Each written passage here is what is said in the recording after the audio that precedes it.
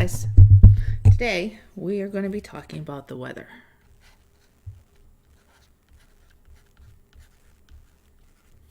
And we're not necessarily going to be talking about the different types of weather, but we are going to be talking about what causes our weather and how it happens. So we talked yesterday about the winds and how uneven heating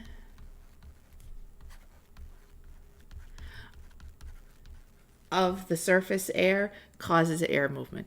So uneven heating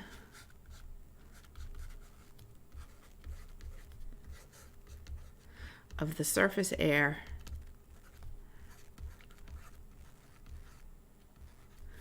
causes air movement.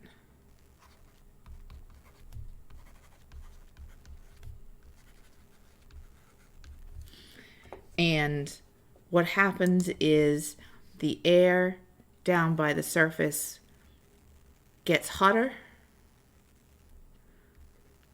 It becomes less dense. And so it rises. And as it rises, it cools off. It becomes more dense and it sinks. Here is our classic picture of our convection current.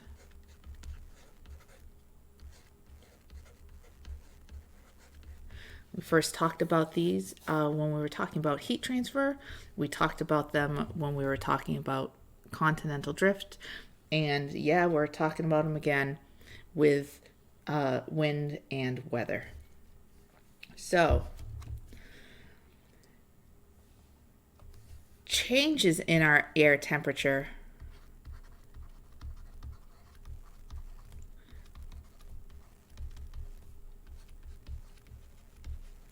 and pressure are what help to create weather.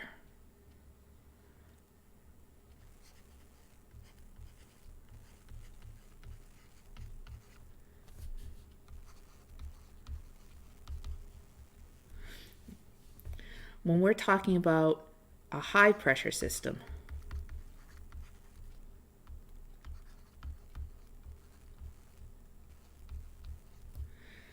you see it on the weather maps with a capital H, and usually they are blue. What they mean is that we're going to have a sunny day.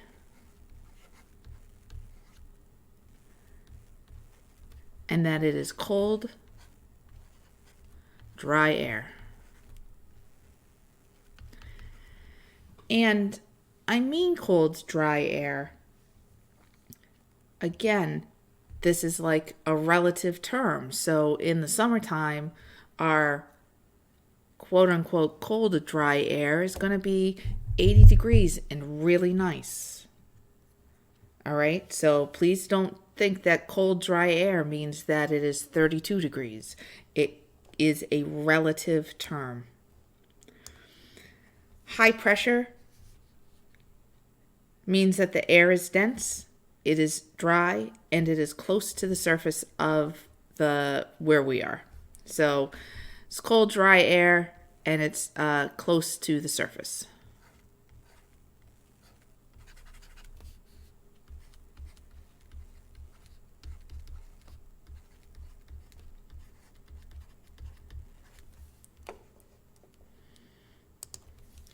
There are areas of low pressure.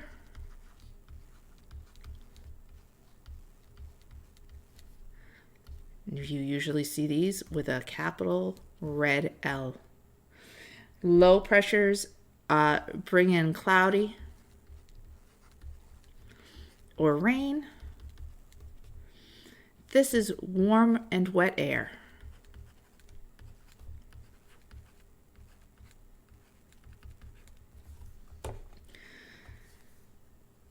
The warm, wet air rises and condenses and brings us our cloudy and rainy weather. Now, I had a hard time getting my head around warm, wet air being less dense and having low pressure than the cold, dry air. But again, we're talking about this high pressure and low pressure is talking about the air that we encounter down on the surface. So if it is rising, then there's not a lot of air pressure where we are relatively. So that is going to bring cold, dry air in behind it to take up its space. As the air is moving, it is going to bring us our sunshine or our cloudy, rainy days, and sometimes it can bring us some severe weather. I'm going to talk to you guys real quick about thunderstorms and tornadoes, and I'm going to save our other severe weather, hurricanes, for when I'm talking about the oceans.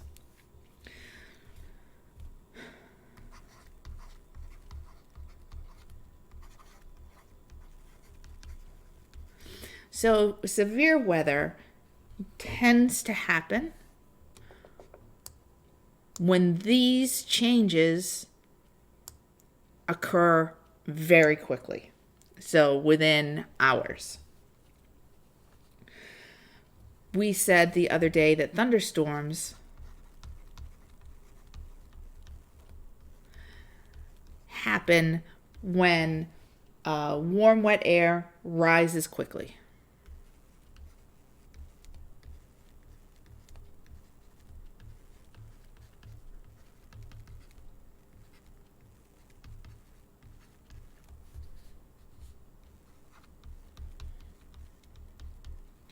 When a warm front has bumped into a cold front.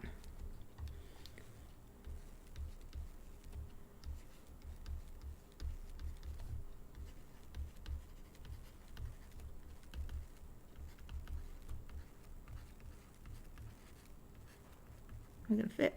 All right. So when a warm front bumps into a cold front, what happens?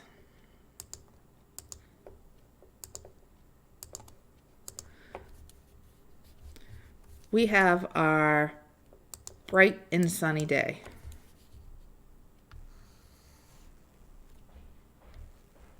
Here's our little flower, because it is a bright and sunny day.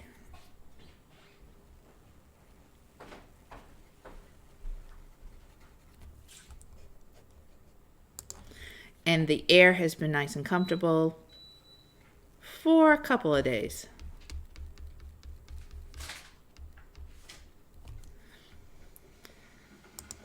And moving in is an area of low pressure.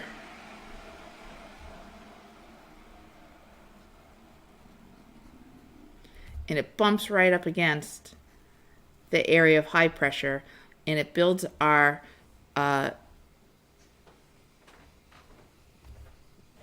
thunderhead clouds. And because these clouds build up so fast, they start to have different electrical charges. The top part of the cloud will have a positive charge, and the bottom part of the cloud will have a negative charge. And that kind of sets up a bunch of positive charges along the ground. And hopefully you guys all remember that when the charges are opposite, they are going to attract each other. And they do so instantaneously and rather violently in the form of lightning bolts. So, a positive charge forms at the top of the cloud.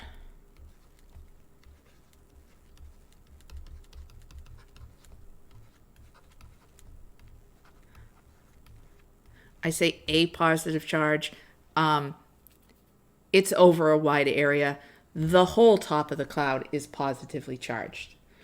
So positive charges form at the top of the cloud.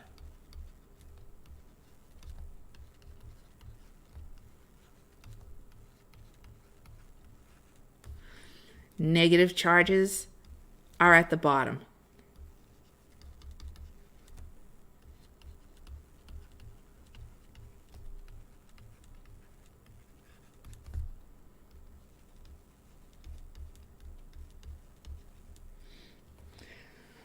What happens is this negative charge then rushes towards the positive charge ground.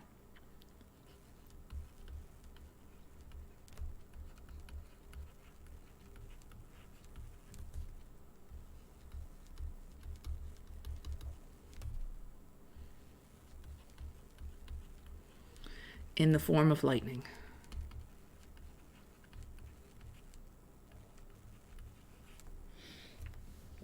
Now, this lightning that you see causes the air to expand because it's heat. So the air expands faster than the speed of sound.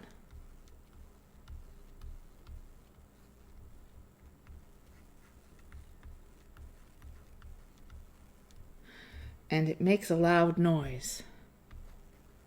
Call that noise thunder. So when you're in the middle of a thunderstorm and you hear that loud boom that we call thunder, that's actually the air expanding faster than the speed of sound. When we have these thunderstorms, sometimes conditions are set up so that we also have tornadoes.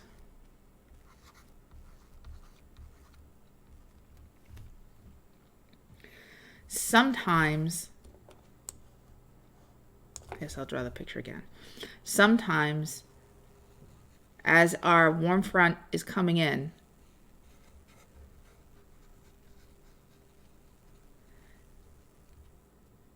the air is kind of already spinning. This is one thing that meteorologists look for. They look to see how the air movement is happening as these storms come in. So as my warm front is bumping up against my cold front,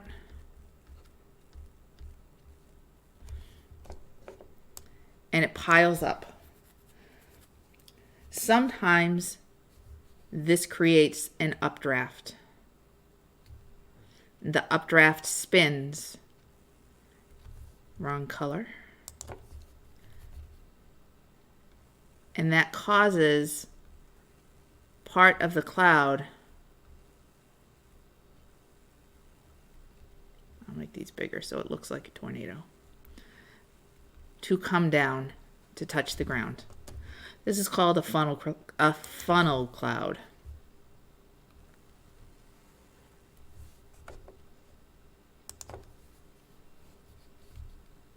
Because it's shaped like a funnel.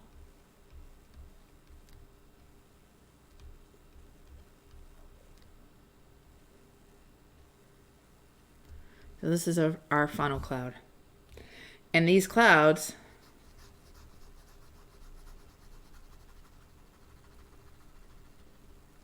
are shaped like a funnel.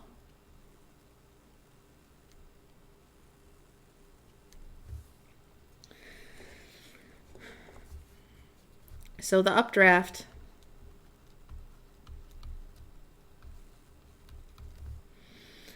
creates a funnel cloud.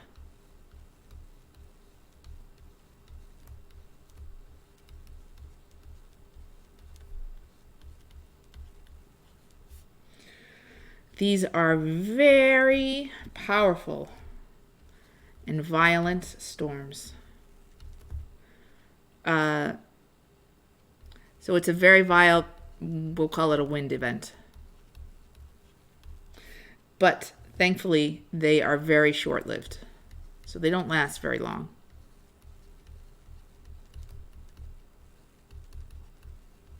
But as we all know, that they do carry a lot of destruction, and they can do a lot of damage.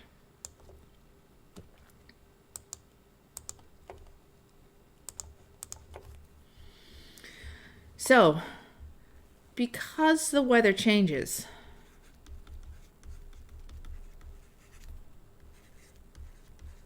and because some of that weather can be very harmful to us if we don't know that it's coming, we get caught out in a storm, you can imagine that we've tried really hard to learn the patterns and to try to actually be able to predict the weather. We want to know when can we plant our crops? Is it going to be a good day to go on a hike, or can I put away my winter coat, kind of thing. So the person who does this, we call them meteorologists.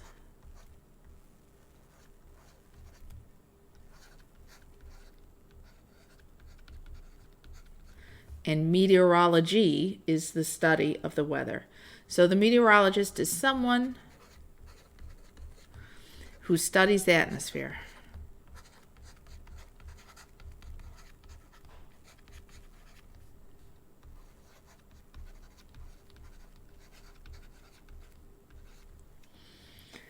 They look at temperature,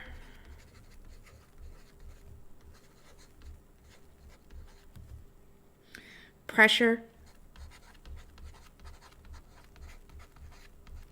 humidity, and precipitation.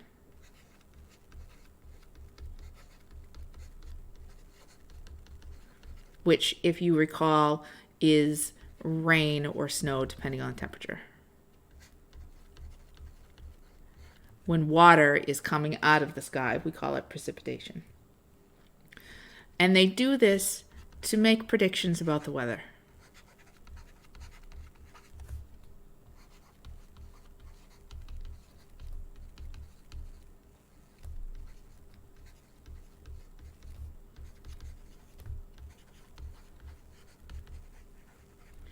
They do that to make predictions about the weather. But how do they do that? Well, they used to literally look up in the sky. It's a sunny day. It's going to be a sunny day today. Or, hey, it's been a sunny day for about 3 days. Maybe it's due to rain. Today's going to be a rainy day. So there was a lot of early guesswork. They just looked at the sky. Now they use tools to help them predict the weather. And one tool that they use is radar. Radar uses radio waves, and it detects cloud formation. Sorry, guys, I can't spell this morning. It detects clouds and precipitation. I really can't spell this morning. Precipitation. And it does that by bouncing radio waves off of the water that is condensing in the atmosphere. They do that by also measuring the temperature,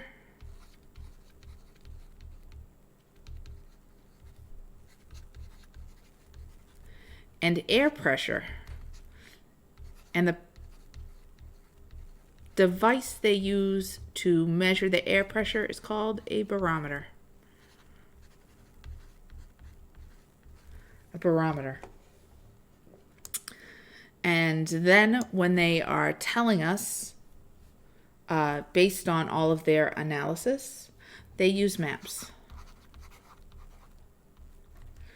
These maps usually contain lines that are much like the topographical maps. These lines are called isobars. Whew. isobars. If you notice the word bar,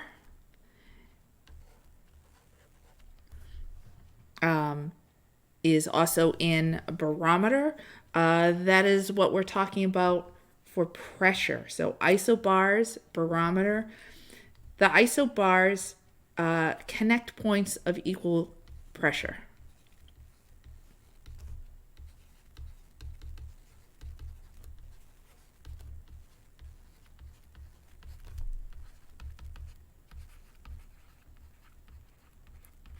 So they connect points of equal air pressure. Here's our map of the United States.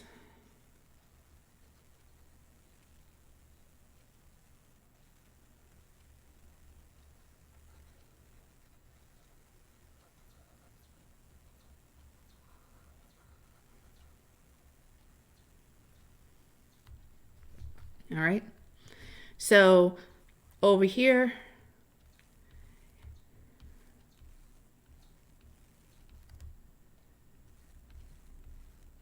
you might see a map like this with some circles on it.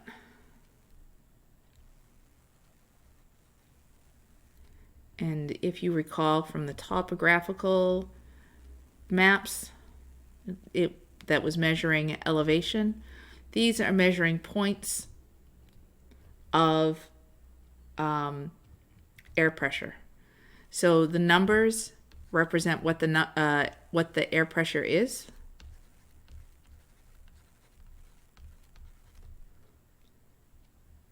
So the numbers show the air pressure.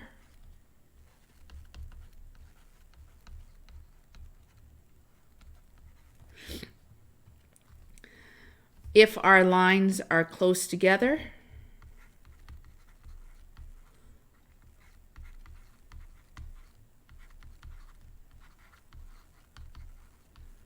that means it's windy. And if our lines are further apart,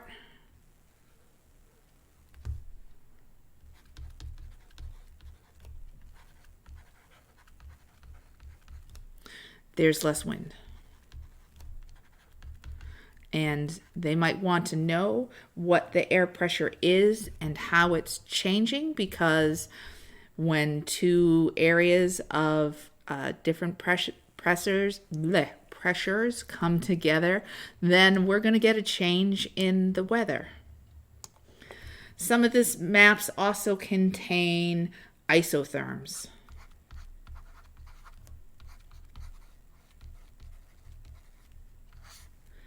The term iso means same.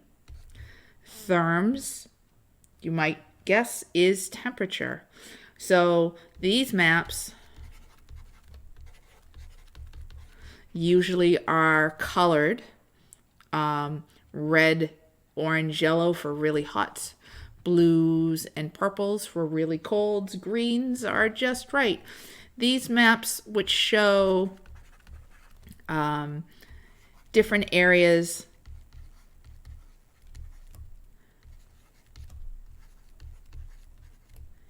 of temperature.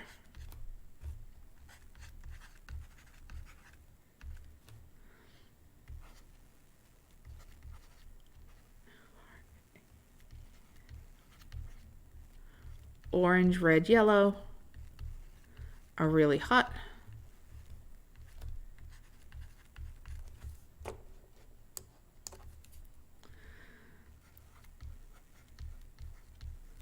Blues and purples are really cold. Whoa. Greens, just right.